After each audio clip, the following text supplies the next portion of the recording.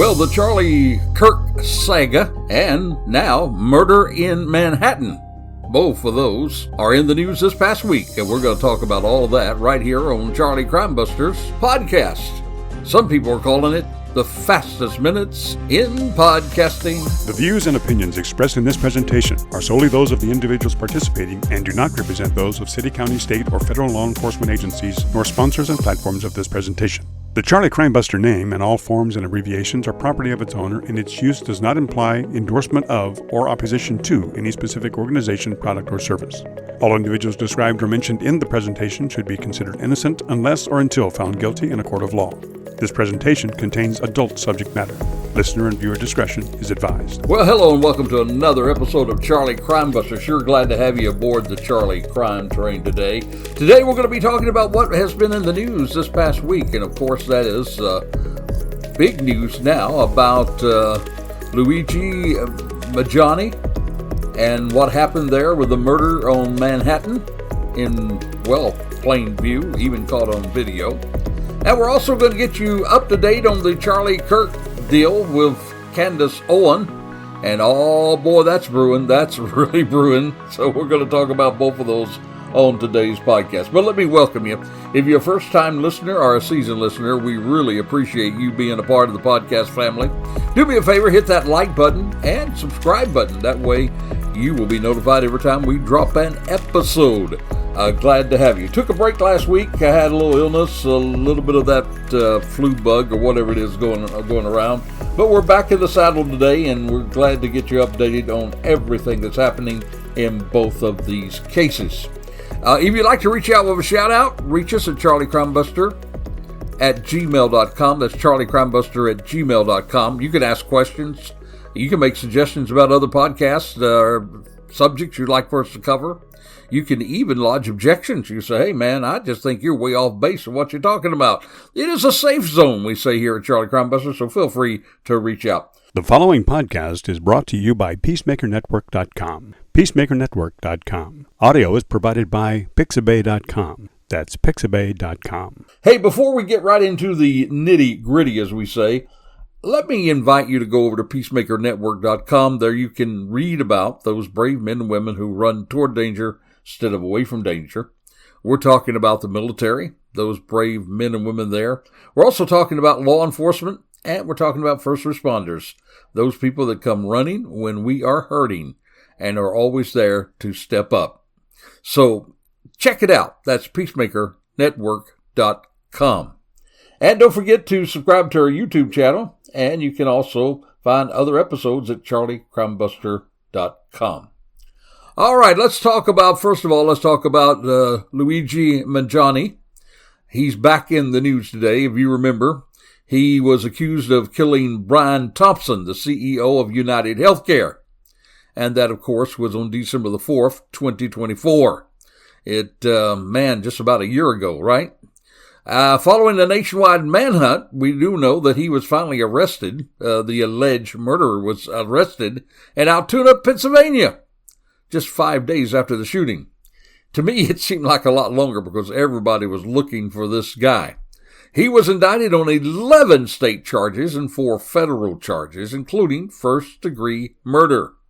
Also, an offense of terrorism, criminal possession of a weapon, stalking.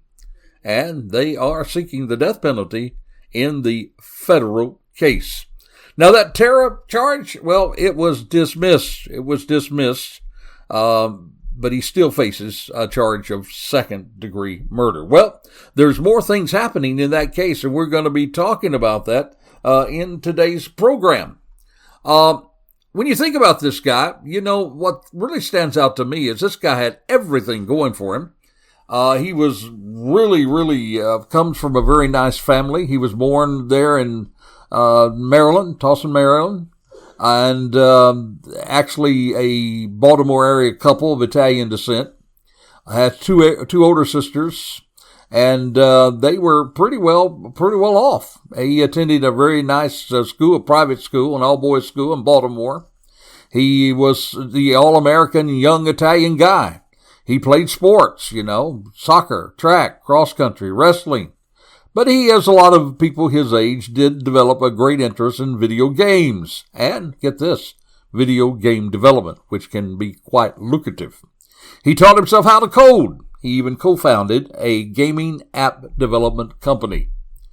And what was really interesting to me when you look at his bio, in 2016, he just not only graduated, but he was the valedictorian of his class. And his speech talked about the impact, get this, all the way back there in 2016, he was talking about the impact of artificial intelligence and technology and how that impacts society, something that's very much in the news today with IA. He was there all the way back to 2016. He attended the University of Pennsylvania. He graduated cum laude 2020, has a Bachelor of Science degree in engineering, computer engineering, a Master of Science in Engineering and Computer and Information Science. Now, I'm saying all this to simply say this guy had everything going for him in life. He had it made.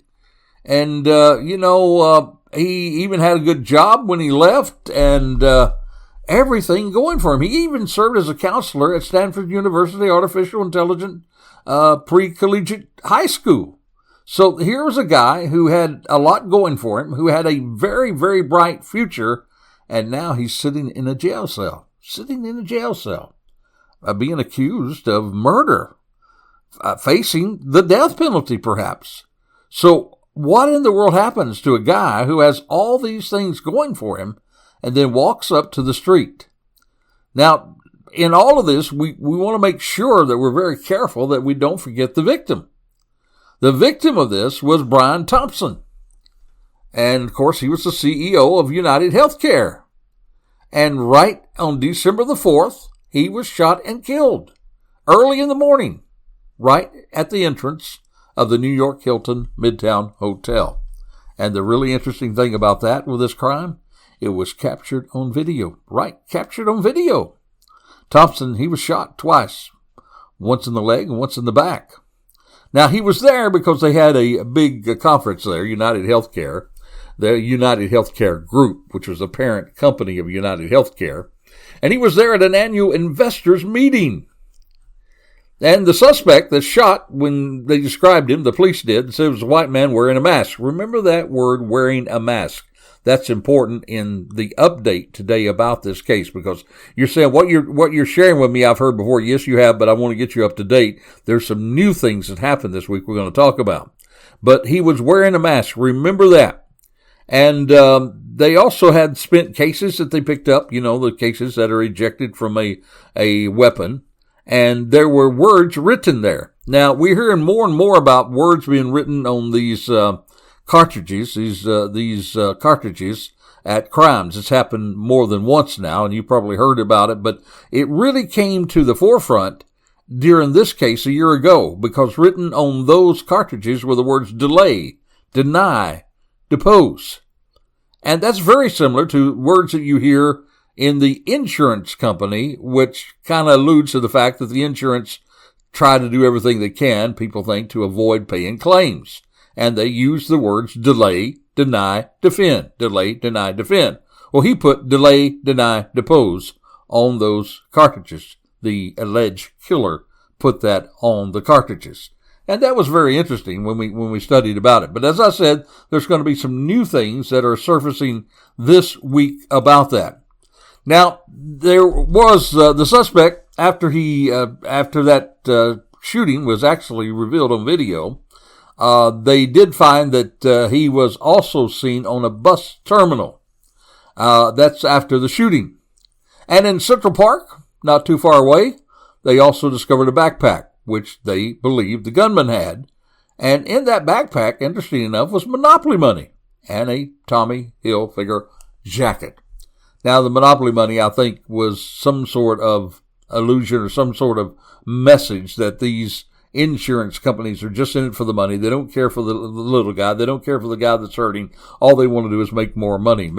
And so this became kind of a political assassination, if you please. Now, we're also talking about another political assassination, the Charlie Kirk assassination. We're going to get you updated on that saga as well. But after a 5-day nationwide manhunt, The local police did arrest Mangione at a McDonald's in Altoona, Pennsylvania. He was arrested on December the 9th, 2024. And this is where it all gets interesting, because this week's court hearing, is all about what happened at that arrest. That arrest there, where the police responded after an employee there at McDonald's made a call, and they noticed similarities about Mangione's appearance and the images of Mr. Thompson's alleged killer. That was released by the New York City Police Department. Now, Altoona, Pennsylvania is not in New York City. It's about 280 miles west of New York City. And the police did report that he really was visibly shaken when they asked him if he had recently visited New York City when they were talking to him there at the McDonald's restaurant. And we do know that when he was there, they did search his backpack, found a 3D printed gun and a 3D printed suppressor, all that similar to the weapons used in the shooting. And in this was also a ghost gun, by the way, a ghost gun. Now, when we say ghost gun, we're talking about a gun that cannot be traced, that's made, and it doesn't have that serial number where you can easily trace where a weapon is purchased and that sort of thing. So it's called a ghost gun, and that was something that was really coming to the forefront back a year ago in that. So this story has all the American terms that people are interested in. You talk about gun control. You talk about the police involvement and what the police can do and what the police can't do. And then a biggie, you can talk about what's happening in the area of the economy with people having to pay so much money for health insurance. So there are some people who are really getting on the bandwagon of a political assassination. And this is sad to me because, we should never celebrate somebody who murders somebody in cold blood.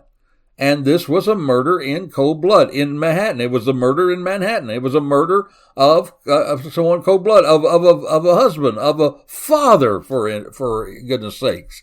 And yet, to many, this guy, Mangione, is actually a hero. He's getting all kinds of money that's donated to his defense fund. And in some circles, he's being held as a hero. Well, this guy actually was in the news this week. And we're going to talk to you all about that in just a moment. We're also going to get you caught up on what's happening with the Charlie Kirk saga in just a moment. But right now, it's time for us just to take a moment, pause a little bit, think back, and maybe smile a little bit, relax a little bit. Because every week we share with you what we call Charlie Crimebuster's Crazy Crook of the Week. Well, now, our Crazy Crook story today, it has to do with something that all of us do. We don't talk about it. It's not really public consumption. But every now and then you just have this urge that you have to go to the bathroom. You've probably had it many times when sometimes it was a little embarrassing to have it. And boy, you had to get to that bathroom as quick as you possibly could. Well, our Crazy Crook today is a guy up in Troy, and he actually is facing in Oakland County charges. They're saying he's facing those charges after police caught him. Now get this. They caught him peeing on the roadside there in the area there outside of Troy. And it was outside his pickup truck. It was around 2:30 p.m. on November the 16th of this year.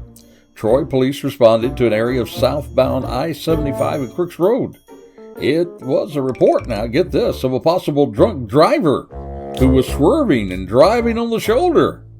And they said he was in a 1995 Ford F-150. Now, when they found the vehicle, it was stopped on the right shoulder of Big Beaver Road.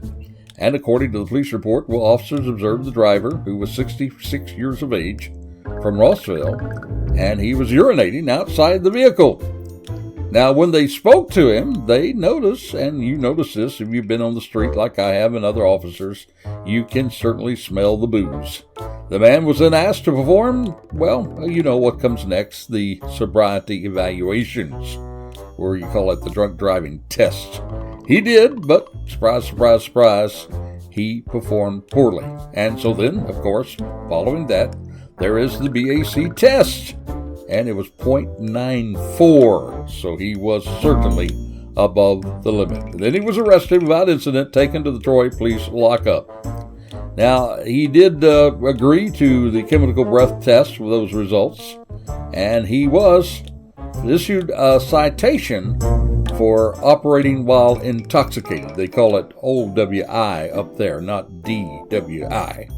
So, my friend, this guy who just had to go, man, he just had to go, and he just decided he had to go right there on the road, pulled over to the side of the road, got beside his pickup, and boy, took a whiz, and that whiz landed him in jail. So probably, my friend, if you've had too much to drink, you probably ought to find somewhere else to use the restroom rather than just pulling over on the roadside. So the police, the po-po, can catch you, because then you're not only going to take a whiz, but you're going to take a trip. And this guy was locked up. So this guy, this crazy crook, who was crazy enough to drive while intoxicated, was also crazy enough to get outside beside his pickup and take a leak. He is indeed Charlie Crimebuster's Crazy Crook of the Week. Well, now, Lugi Mangione, he's back into the news, and we're going to tell you about all that court happening. But we did also promise on today's podcast, we mentioned in our beginning, that we're going to get you caught up on the Charlie Kirk saga. And boy, some things really happened this week to heat that up as well. And we can't get into that saga without, first of all, getting into what's happening with Candace Owen. She's still at it, and she's still putting the word out there, but a little different situation happened. I was about to build this podcast on this whole topic. I was going to call it Showdown at the OK Corral, because Candace Owen has been implying that Turning Point USA, which is the company that Charlie Kirk founded, she's been implying that somehow people in the leadership there are involved in this assassination, and at least to the point that they're covering up what really happened to Charlie. And she's throwing some really outrageous things out there. Now, I don't think I told you, but Candace Owen also has at one time said that she doesn't believe that we actually landed on the moon. So, I mean, she's got some really far out stuff there that she mentions on her podcast. And it's so interesting to me that these things are so outrageous, and yet she has the number one podcast in the country, in the world probably. Yeah, in the world. And she's got all kinds of people that are listening to these outrageous things that she's saying. So she keeps saying, hey, I would wish somebody would take me up on this. Well, why is Turning Point USA not saying anything? Well, surprise, surprise, friend, they did say something, and it was a whopper. As you know, we've been covering some of these charges that she's been really lodging against TpUSA. And so this week, finally, Turning Point USA finally spoke out. And boy, did they speak out. On their show, Blake Neff, TpUSA, they actually publicly challenged Candace Owens to appear on a live stream to answer her allegations about Charlie Kirk's 2025 death and accusations that she has been making continuously about TpUSA leadership. In fact, they were talking about it, and they were saying that we're getting more pushback from her and her people than we are even the people on the far left that come out against us. So they just said, hey, let's have this showdown. I was about to build an entire podcast on this. I was going to call it Showdown at the OK Corral. So this invitation was very specific. It was inviting her in person at their studio in Phoenix, Arizona, for a live show, which was meant to address each of the allegations that Owens had raised. They actually framed it as a chance for her to speak her point, and then they were going to publicly debunk what they have called a flood of allegations. In other words, they challenged her to a public live debate response, open, direct, no pre-approved questions, and it was all around her claims. Now, it appeared that Owens was going to accept this. Initially, she accepted the challenge publicly, saying, pick the time, pick the place, let's do it tomorrow. She said she wanted it unscripted and raw. She said she would bring whatever documents, messages, and evidence she had, and she did push for unfiltered live stream. So at first, all of this seemed like this was going to align with what she asked for. An open, honest, no moderator confrontation. But here's where it gets messy. The situation broke down as TpUSA set the logistics. They had picked December the 15th, 4 p.m. Eastern, 2 p.m. Phoenix time, and they scheduled the live stream to be held in their Phoenix studio. And that would give Owens a public window to confirm by the end of the day. Well, Owens comes back. She says she only learned the details on social media. Said they never contacted her directly. She objected to the in-person demand. She said she couldn't make it on those terms. But she did offer to join virtually from her own studio. And she talked about scheduling conflicts with her own podcast, personal concerns about fairness, transparency, and control. So TpUSA comes back. They reject that and said they're just going to proceed without her. Now, there are some people who do argue that this in-person appearance turned the challenge into what some people are calling a trap, that they were almost going to corner her where she would have to agree on those terms. But the challenge was public and formal. It was confrontational, and it was controlled in format and location. And Candace Owens has said that she would go any place, anytime, anywhere, but now she's backing down. And they're coming back and saying the same thing happens over and over with her. She throws out these terrible, terrible allegations. And then when she comes back, she's not willing to really put up the receipts to show that what she's saying has substance. And as I've said often on this program, what she's saying is not validated by second-party people. In other words, you don't find the same validation process that the main media usually does in bringing news to the forefront. So here we are with Candace Owen, who said that she would debate anytime, any place, anywhere, and now she's backing down. So the saga is continuing about what's happening with the Charlie Kirk assassination. She's alleging everything. She's saying that the United States government is culpable in this. She's saying that the French government is a part of it, that they were part of the assassination. She even said this last week or so that the French government had hired somebody to assassinate her. Outlandish, really, really far out stuff she's saying. And she's not backing it up, and she has an opportunity to come forward and confront these folks that she says are complicit in a cover-up with Charlie Kirk's shooting, his own team, his own organization, and she's backing out of that. So there's where we are there. All right, let's get back to Lugi Mangione's case now. The whole hearing this week was about some of the evidence that was actually brought to the prosecution. And the defense is trying to challenge how that evidence was obtained. In other words, there was no warrant when they searched his backpack, and his Miranda warning wasn't issued right off the bat. And so his lawyers are arguing that this evidence should be excluded. They're arguing that the police conducted a warrantless search of his backpack after the arrest at the McDonald's in Altoona, and they're claiming that, of course, it violates his Fourth Amendment rights. Now, that bag, it did contain some very, very incriminating stuff. It contained a handgun, a 3D printed ghost gun, ammunition, a red notebook with writing that prosecutors say that writing shows the intent to kill a healthcare executive. Now, the defense attorneys are also arguing that the officers that questioned him, they questioned him before reading him his Miranda rights, meaning that any statements made could be inadmissible. They're also even challenging non-witnesses' identification testimony, people who didn't see the shooting, but later identified Mangione from the photos. Now, because of these arguments, they had this last week, several days, a suppression hearing in state court. And the judge is going to decide whether he will toss the evidence that's contested. Now, prosecutors, they're maintaining that backpack search was justified. They're saying the search and seizure was lawful under the circumstances. And the courts do have a precedent for allowing warrantless searches incident to arrest. There can be searches incident to arrest. And I know that from being on the street. And those are mainly to ensure the officer's safety and to preserve evidence.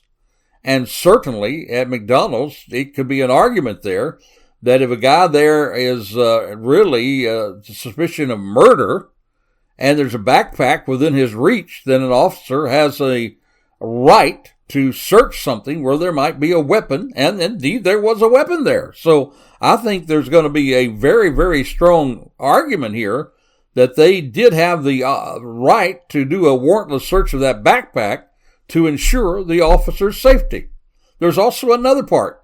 You can do, it's called exigent circumstances. If you believe that evidence in a crime could be tampered with, evidence in a crime that could disappear if you did not immediately try to obtain and secure that evidence, you have the right to do that without a warrant. Now again, that backpack has gun, ammo, and writings. They are central to the state's case. The prosecution's arguing evidence is strong, and it's critical to proving motive and the action. So, what are the big guys saying? What are the people who have the know saying about this? Basically, what they're saying is that while motions to suppress are common, they rarely succeed in fully derailing or weakening the case. So usually the court will come down on the side of the prosecution. However, my friend, I got to tell you, that's not a slam dunk. Now, it's really going to be how the judge ruled. The judge is going to have to say, was the backpack search permissible under circumstances, warrantless incident to arrest, search incident to arrest? Were the Miranda warnings properly administered before questioning? If the judge rules in favor of the defense, this is going to be huge. Because if they rule in favor of the defense, the gun, notebook, and statements identification could be excluded. And that very well could seriously weaken the prosecution's case. Now, if the judge denies suppression motions, almost all evidence really puts the prosecution in court with a very, very strong case. Now, you may ask me what I think. Well, given what I've seen so far with courts in my limited lifetime, I think that it's possible that some of the evidence, perhaps the notebook and statements made without Miranda warnings, could be suppressed. But I do not believe there's going to be a total wipeout of all key evidence. I believe the gun, the ammunition, I believe the diary identification, I believe that's going to be very, very unlikely. I think that the courts often allows warrantless searches incident to arrests. And again, we go back to what I said earlier. An officer has a right for their own safety to search anything around a potential suspect to make sure that there's nothing dangerous that could cause them bodily harm or even death. And in this situation, they were very right to search that backpack because inside that backpack was a weapon, folks, a weapon.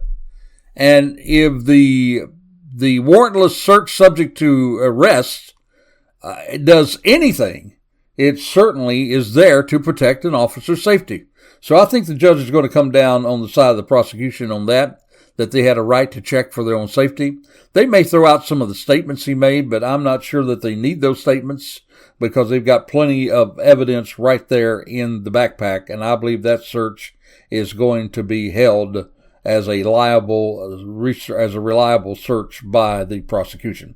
But we don't know yet because the last day of the hearings, the defendant, Lugi Mangione, he was ill and he could not attend, so it's going to be delayed. So we're not going to really hear about that until this week. Whatever, my friend, this is going to be one humdinger of a trial, and we're certainly going to cover it at Charlie Crimebuster. Let me remind you also, we have done an entire series on this murder in Manhattan. Go to our YouTube channel and you can find, just put in the search bar, put in Mangiane's name, and you're going to see the podcast that we've done on this subject already. Kind of get you caught up, kind of get you ready. And what's going to be happening? I don't know yet. This still is coming up where Turning Point USA is going to have this airing coming up. They're going to talk about what Candace Owens has said, and they're going to debunk it. Will Candace Owens be a part of it? We don't know yet. Right now, she's saying no. Some people saying that she will. Well, we'll find out. A lot of things to happen this next week. And be sure, Charlie Crimebuster, ye old crime-fighting buddy, will be right there to report back to you what we find out this week. So until this time next time, let me take a moment to remind you, be safe, be vigilant, for the life you save may be your very own. You have been listening to Charlie Crimebuster. We would like to thank our sponsor, the Peacemaker Network, and also encourage you to support the first responders, military, and law enforcement personnel by contributing to the Peacemaker Network. That's peacemakernetwork.com. All music and sound effects are courtesy of Pixabay.com. That's Pixabay.com. You can also support us by subscribing to our YouTube channel, tag @CharlieCrimebuster, and then click the subscribe button. By doing so, you'll be notified each time we drop one of our shows. Another more convenient way for you to listen to our podcasts, or for you to say to your smart speaker, play Charlie Crimebuster. If you have comments or suggestions, we would love to hear from you, so please send them to charliecrimebuster@gmail.com. That's charliecrimebuster@gmail.com, or you can call or text us at 407-917-2211. That's 407-917-2211. Thank you for listening, and we hope that you will join us again for another exciting crime episode with Charlie Crimebuster.